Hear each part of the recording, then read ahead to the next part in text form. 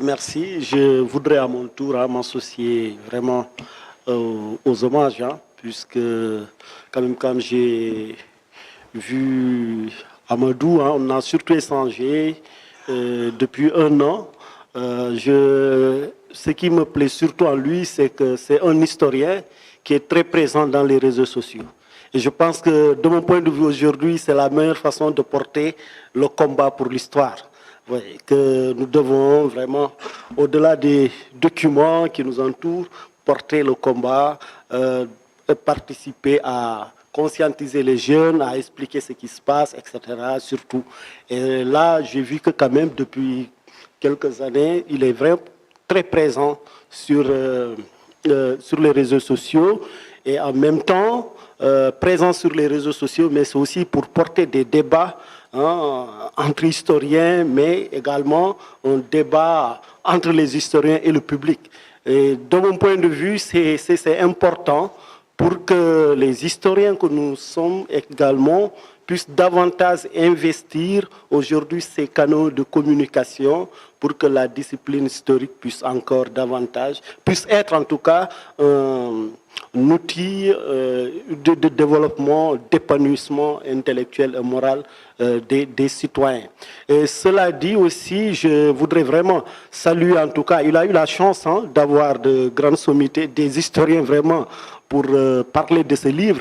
Et c'est en ce sens que je voudrais vraiment appuyer la proposition faite par notre professeur, le professeur Abdou Sow, sur l'idée d'organiser à nouveau un autre rendez-vous et qui nous permettra d'échanger vraiment avec un public encore beaucoup plus large, beaucoup plus important. Parce que d'un point de vue, même l'ambassadeur de Madagascar au Sénégal devait être là, l'armée il l'a dit, mais aussi beaucoup d'autres personnes qui sont souvent intéressées par ces questions. Donc ça, je pense qu'en tout cas, à mon niveau, même dans le cadre de l'histoire générale, je pense qu'il faudrait qu'on puisse faire de telle sorte que ce travail puisse être vraiment cool. L'autre chose qui m'a, quand j'ai vu que vous vous intéressez à ces questions, là, je me suis dit, mais est-ce que s'il était à Dakar, au département d'histoire, est-ce qu'il allait travailler sur Madagascar? Puisque le plus souvent aussi, la tendance est que, voilà, on s'intéresse à nos terroirs, à nos petits terroirs dans nos recherches historiques, c'est souvent ça.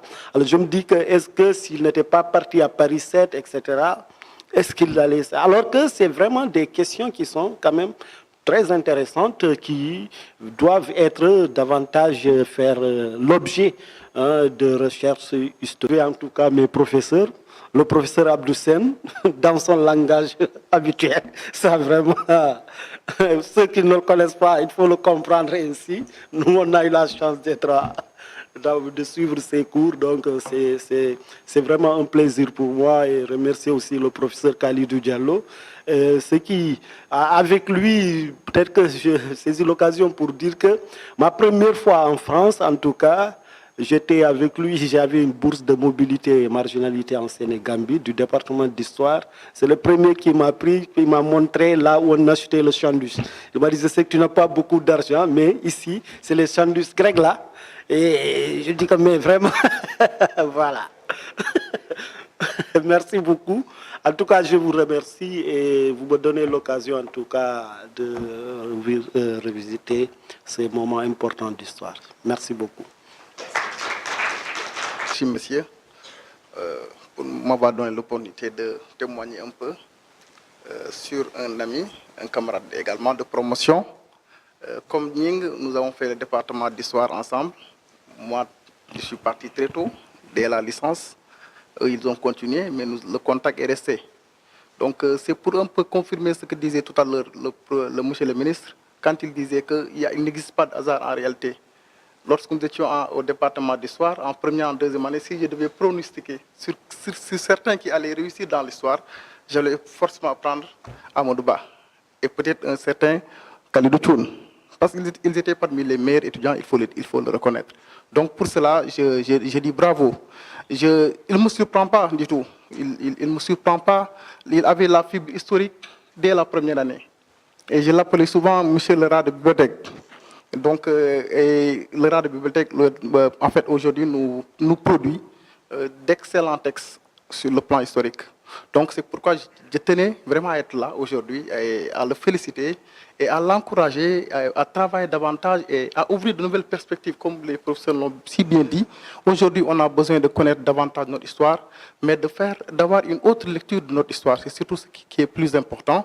Et eux, vous êtes dans cette lancée. Bon, nous, malheureusement, on a largué le bateau depuis longtemps. Je suis dans le social. Mais avant d'aller dans le social, mon dernier texte en histoire, c'est sur les tirailleurs d'ailleurs. Bon, comme étudiant à la FASTEF, je devais faire un mémoire, il faut le dire, un rapport, hein, je l'appelle un rapport, et j'avais décidé d'interviewer un tirailleur. Donc, la question des tirailleurs m'a interpellé, non pas par rapport à l'action des tirailleurs sur le colonial, sur comme on appelle, la place des tirailleurs dans la colonisation, mais aujourd'hui, quelle lecture, ou bien quelle lecture il faut faire de l'après-tirailleur. Les tirailleurs qui sont partis faire la guerre pour l'Occident, après le service militaire, on s'est rendu compte pour la plupart, ont décidé de rentrer au pays, en fait, de choisir la nationalité sénégalaise. Mais qu'est-ce qui s'est passé? On sait qu'à la fin de la Deuxième Guerre mondiale, après les décolonisations, lorsque nos États sont devenus indépendants, il y a eu 2 poids et 2 mesures. Et j'ai interrogé un peu ces 2 poids et 2 mesures par rapport aux tirailleurs sénégalais et leurs camarades français, pour un peu parler des discriminations de pension entre tirailleurs sénégalais et les soldats français. Bon, peut-être que c'est ces questions-là que j'avais interrogées. Et je voudrais également, en fait, les questions également sur les tirailleurs s'intéressent, les problématiques sur les tirailleurs s'intéressent à cet aspect-là. On sait qu'ils ont été victimes pendant 60 ans d'une injustice sur le plan des pensions. C'est vrai qu'en 2010, si je ne me trompe pas, il y a une loi française qui a été votée, je pense, pour l'harmonisation des pensions des tirailleurs. Mais qu'en est-il réellement? Parce que si on sait qu'aujourd'hui, il y a pratiquement plus de tirailleurs, est-ce qu'il ne faudrait pas que la nation, la France, comme on appelle, puisse transférer ses pensions au niveau de ses ayants droit, c'est-à-dire les descendants de ces tirailleurs? Donc voilà cette intervention que je voulais faire, non pas en tant qu'historien, mais en tant que travailleur social. Je vous remercie. Voilà. Assalamu alaikum, Bandrabe. Salut tout le monde ici présent. Et si j'ai décidé de prendre la parole, c'est pour témoigner ma fierté à mon grand frère Amadou Ba pour ce travail remarquable qui est le fruit de longues et difficiles études. Bon, avant de poursuivre, je me présente d'abord, je m'appelle Mahmoud Diallo, je suis étudiant en Master 2 au département d'Histoire. Alors, Amadou Ba, merci pour ce travail remarquable. Avant de terminer, j'ai une question à vous poser. Je voudrais savoir pourquoi la France a misé sur les soldats de l'AOF pour la conquête de la Grande Île. Merci. Bonjour tout le monde, je m'excuse d'abord pour le retard que j'ai acquis. Je ne connais pas très bien Dakar et puis le taximan m'a amené au centre-ville. Donc j'ai tourné avant de revenir ici. Je suis vraiment désolé de ce retard. Cher collègue Amadou Ba, je suis venu et je tiens quand même à être là parce que c'est quelqu'un que je connais très bien. Au moment où, au XXIe siècle, il y a beaucoup d'intellectuels africains qui ont tenu quand même à avoir un certain nombre de désengagement par rapport à nos responsabilités. Amadou Ba, lui, je l'ai connu toujours comme étant un académicien, un intellectuel engagé qui a mis son savoir-faire, sa connaissance au service naturellement de la connaissance et puis bien entendu de se retrouver sur l'essentiel par rapport à nos histoires, par rapport à nos responsabilités. Et à partir de ce moment où l'Afrique est en train de se chercher, je pense que c'est là où je vais un peu vous interpeller, d'où viendra naturellement ma question, parce que moi je suis venu à l'occasion du forum de Dakar sur la paix et la sécurité. Quand j'ai vu que pendant ce forum, il y avait plus d'Occidentaux que d'Africains, je me suis dit qu'on n'est pas malheureusement encore prêt. Ce sont les interrogations que nous sommes toujours en train de penser et puis de réfléchir. Dans ce contexte où l'Afrique est en train de chercher, ne trouvez-vous pas intéressant à ce qu'il y ait ce travail historique de mémoire afin de permettre naturellement de comprendre d'où est parti du point de vue historique l'origine de nos défaites au niveau de nos résistants, au niveau des mouvements de colonisation, sur ce travail stratégique qu'on est en train d'élaborer vis-à-vis naturellement des nouveaux enjeux sur le problème de la politique et la sécurité que nos pays respectifs sont en train de vivre aujourd'hui. Merci. Merci. Pour répondre à quelques questions, la première et la dernière en même temps pour aller très vite. Comment votre nom encore? Monsieur Seck, vous avez évoqué la question des culpabilités. Vous avez l'air assez mécontent de voir des Africains qui sont engagés dans l'armée française. C'est vrai que l'historien, comme ils ont dit, il ne juge pas, il essaie d'analyser, il essaie de comprendre. Et moi aussi, j'ai essayé de comprendre. Je me suis dit, mais pourquoi ils se sont engagés? Et j'ai essayé de comprendre et j'ai vu un certain nombre d'éléments. Il faut d'abord comprendre, avant la colonisation européenne en Afrique, il y avait aussi une colonisation intra-africaine. Je vous donne un exemple. Quand quelqu'un comme El Hadj Omar, il décide de conquérir tout le Haut-Sénégal-Niger pour créer un empire, c'est aussi une forme de colonisation. Aussi une forme de colonisation, mais différente de la colonisation européenne. Je le dis, ce n'est pas parce que j'attaque son action, je sais que... mais voilà.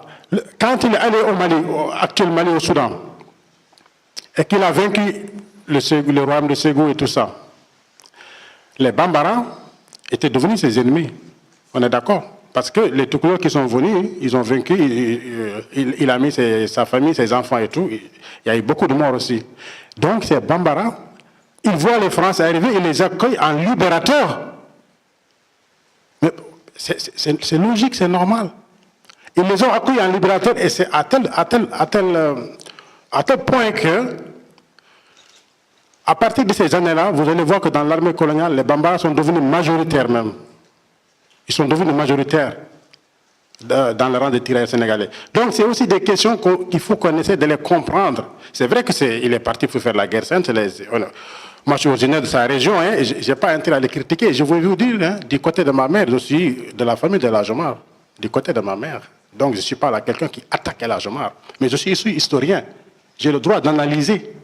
Donc le fait que cette colonisation intra-africaine, à travers la religion, qui est aussi une forme de colonisation, qu'on le veuille ou pas, ces gens-là, ils attendaient l'occasion rêvée pour s'attaquer contre El Hadj Omar et renverser la situation. Et ils l'ont trouvé avec l'arrivée des Français. Ça, c'est un élément. Le deuxième élément qu'on peut essayer de comprendre, les recruteurs français, ils ont étudié la société africaine, ouest-africaine. Ils savaient qu'on est des sociétés à caste. Vous connaissez bien le Fouta, il y a Tororo, Machulo, Mao et tout ça. Et les castes inférieures, au général, au début, le recrutement a beaucoup misé sur la caste, les esclaves. Et si vous lisez quelqu'un comme Myron Eschenberg, il parle de la basse extraction. Donc ces gens-là qui vont s'engager, eux aussi, ça leur donne une promotion sociale. En allant vers l'armée, ils vont avoir une carrière. En revenant de l'armée, ils ne sont plus déconsidérés, ils ont une place dans la société. Est-ce que tu peux critiquer quelqu'un pour sa carrière, pour sa vie? Ça, c'est une autre raison aussi. La troisième raison aussi que je veux essayer de dire, c'est qu'ils sont payés. Ils ont leur salaire, ils ont des avantages. Donc, si tu es mort quelque part, tu n'as rien, et qu'on te donne la chance d'avoir un salaire et de t'engager, il y en a qui sont tentés. Donc, vous voyez que les responsabilités sont partagées et c'est très difficile d'accuser, de dire que c'est des complots, ils sont partis. Non. On essaie simplement de montrer la réalité. Du côté de la France aussi, pourquoi ils sont allés en Afrique? C'est pour des raisons budgétaires. C'est beaucoup plus facile de recruter des Africains que de recruter des Français de la France. Et en plus, en France, la politique était telle que le mouvement anticolonialiste pouvait à tout moment gagner les élections si on continue à recruter dans les régions françaises. Donc il fallait simplement trouver des officiers en France et la majorité, ça doit être des Algériens, Kabyles, des AOF, donc des gens de la colonie. Vous voyez un peu, donc c'est un peu ça qui fait que les gens s'engagent dans les armées. Il y a encore d'autres raisons que j'ai mis dans le livre que vous pouvez comprendre. Avec des stratégies, ce qu'on enseigne les gens à l'école. L'école vise aussi à retourner les esprits. Tous les gens voulaient être militaires. Il y a des romans qu'on peut lire, vous voyez ça. Donc c'est le système qui a formaté les gens un peu. Si vous voulez comprendre cette histoire-là, pourquoi les gens sont engagés. Ça, c'était ta question, et ici pour répondre à Dia aussi. Pour les moments de remords, quand j'ai interrogé des familles à Madagascar, bon, je sais qu'il y a beaucoup qui m'ont parlé de leur famille, ce qu'ils ont vécu. Aujourd'hui, la plupart, c'est qu'ils ressentent la haine. Ça veut dire qu'avant les indépendances, ils avaient encore une certaine puissance, un certain pouvoir et tout, mais maintenant, ils sont devenus comme des étrangers.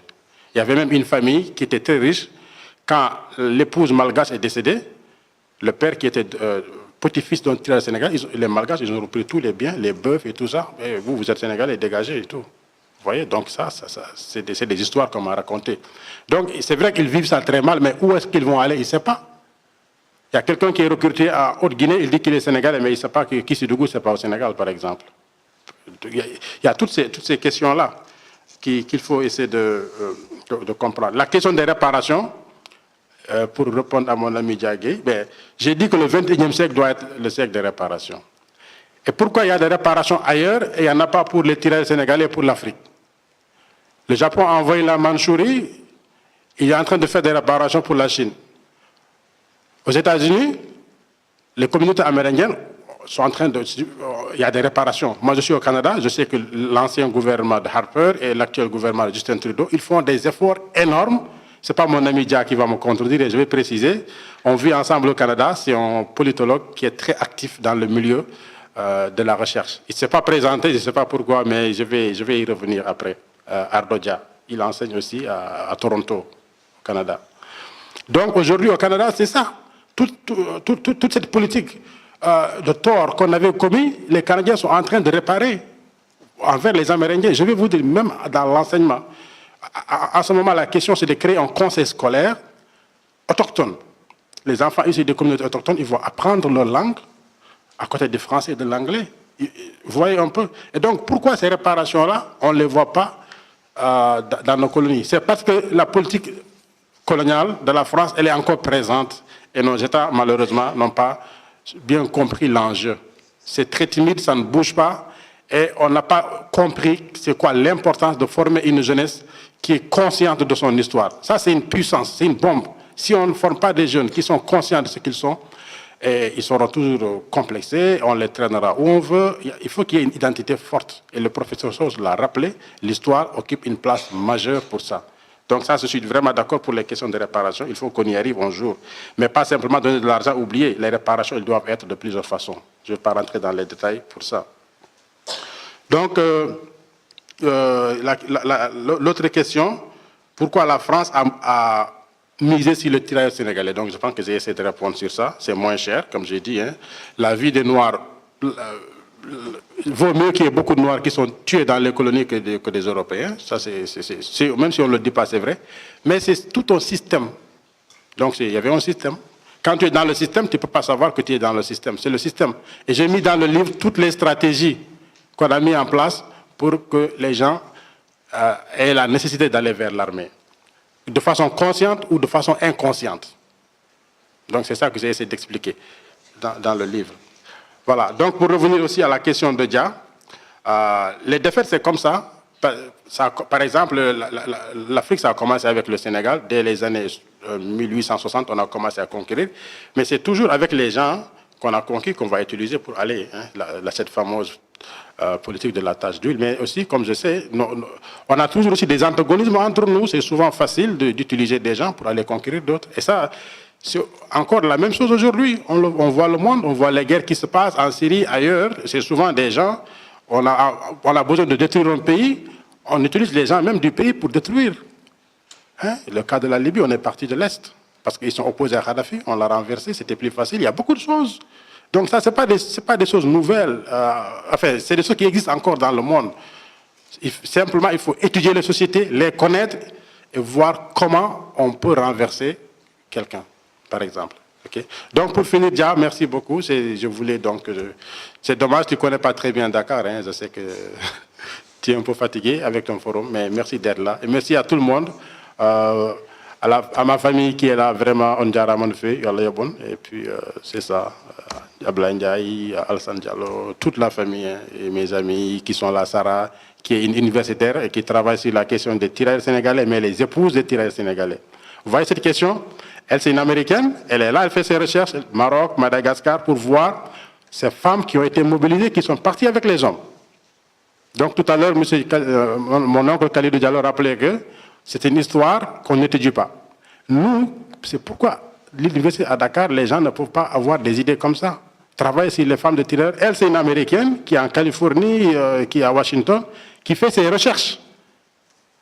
Donc on a aussi un problème pour véritablement cerner notre histoire. Donc je l'ai dit, chapeau, on fait beaucoup de choses ensemble. Elle est au courant de mes travaux, je suis au courant de ses travaux. Elle intervient dans beaucoup de colloques en Amérique du Nord. Elle enseigne à l'université à Washington. Donc elle tenait à être là, je lui dis merci beaucoup. Je dis merci à toute ma famille, à tous les amis qui sont là, de venir me supporter. Ça n'a pas été évident, la médiatisation n'a pas été là. On a fait avec les moyens du bord. Moi, ce qui me donne la force, c'est que je vois des gens qui sont venus partager ces moments avec moi. Ça aurait été 2 personnes, je serais content. Ça aurait été 1000 personnes, je serais aussi content. Mais c'est dans des moments comme ça aussi que tu reconnais les gens qui sont là, qui aiment ce que tu fais et que tu ne pourras jamais oublier dans ta vie. Donc, je vous dis tous merci. Je ne vous oublierai pas dans ma vie. Vous êtes des gens que j'aime beaucoup et vous avez tout fait pour m'honorer ce soir. Merci à vous tous. Voilà. Avant de lever la séance, on va donner la parole au directeur de l'Harmattan qui vient d'arriver et qui avait un empêchement. Merci, professeur. Je vais essayer de tenir dans la minute qui m'est donnée. Mais je voudrais juste m'excuser. Hein. J'avoue que j'étais à une conférence avec des étudiants d'une université de la place, une conférence qui était prévue depuis très longtemps, de sorte que je pense que M. Colli a pu faire le travail que je devais faire. Et rassurer Amadou sur le fait que la médiatisation n'ait pas été... Non, le travail de médiatisation a été fait, mais on parle d'un livre spécialisé universitaire. C'est-à-dire, la cérémonie est un succès dans la mesure où, comme tu as dit, les gens qui sont intéressés sont venus et tout est filmé, ça va se retrouver sur Internet, sur YouTube. Il n'y a aucune inquiétude à avoir. Il y a de cela quelques semaines, j'ai lancé un livre sur Cheikh Béthio Thioune, on était 1300 personnes. Pour vous dire que c'est en fonction des thématiques de livres qui sont abordées que les gens s'intéressent. Et dire aussi tout le plaisir qui est le mien de voir Amadou présenter les résultats de ce travail que nous avons eu à faire ensemble.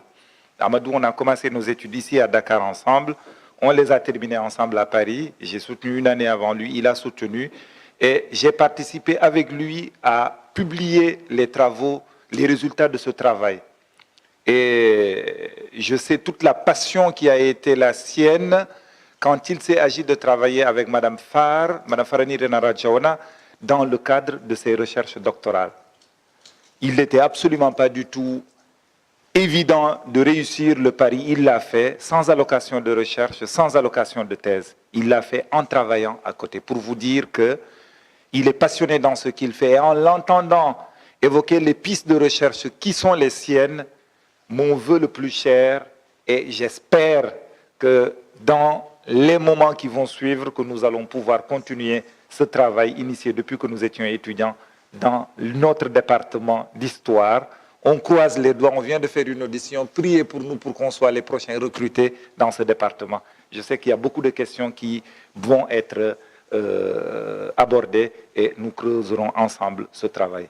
Merci tous d'avoir été là et je ne peux rien d'autre de plus, sinon remercier mes maîtres qui sont avec Amadou au Présidium. Mais maître, je dis pourquoi? Parce que ce sont ces gens-là qui nous ont fait. Ce sont ces gens-là qui nous ont fait. Ce sont des gens d'une générosité. À chacun, je pourrais écrire, je pourrais passer des heures à parler dessus. Le professeur Abdoul Sow est d'une générosité qui est incarnée homme. Je peux en dire autant du ministre Khalidou Diallo. J'ai pris beaucoup de plaisir à le côtoyer d'abord dans les couloirs du département d'histoire, quand j'étais étudiant, lui enseignant. Quand je suis rentré après mes études, il était au gouvernement, j'ai travaillé avec lui pour publier son livre et aucun moment n'a jamais été perdu pour qu'il me montre tout le soutien qu'il m'apporte dans ce que je fais. Tout le monde se souvient de la belle cérémonie que nous avons faite au Radisson en la présence de Mme Viviane Wade et de tout le Gotha du gouvernement libéral à l'époque. Le professeur Morndaou est celui dont j'ai eu la chance de publier. Le livre du professeur Morndaou est le premier livre que l'Harmattan Sénégal a édité. Pour vous dire, comme Amadou a eu à le dire, ce sont des choses qu'on n'oublie pas dans la vie. Et le professeur Morndaou est le premier, avec le professeur Dachérif Ba, à m'avoir donné un cours au département d'histoire quand je suis rentré et que j'ai postulé pour être vacataire. Comme on dit. Voilà. Et à Amadou, j'encourage pour qu'on puisse continuer et on croise les doigts et j'ose espérer que bientôt nous serons des collègues de nos maîtres. Mais c'est que comme il emploie en termes l'aventure coloniale de El Hadji Omar, en tant qu'historien, je ne peux pas laisser passer. Vous savez qu'il y a des concepts coloniaux, il y a des écoles coloniales qui disent aujourd'hui que l'esclavage, ce n'est pas les Toubabs, ce sont les Africains qui ont l'esclavage des Africains. Il y a aussi des gens qui sont à dire que ce qu'El Hadji Omar a fait, ce que Samori a fait, ce que les autres ont fait, c'est une forme de colonisation. Donc je pense que je mets en garde les jeunes étudiants que vous êtes, attention à ces types de concepts et d'écoles qui parfois même sont véhiculés par des Africains. Pour El Hadji Omar, les grands historiens, ne sachant pas quel nom donner, ils ont dit le djihad omarien. Parce qu'une colonisation a des formes.